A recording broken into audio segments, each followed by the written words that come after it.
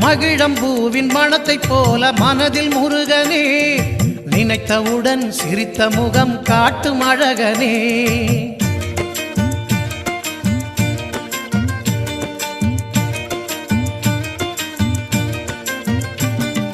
மகிழம்பூவின் மணத்தைப் போல மனதில் முருகனே, நினைத்தவுடன் சிரித்த முகம் காட்டும் அழகனே.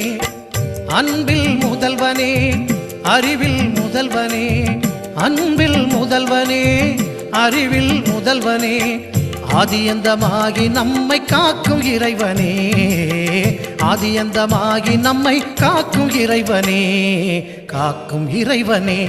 அந்த முருகன் கையில் வேல் இருக்கு தெரியுமா?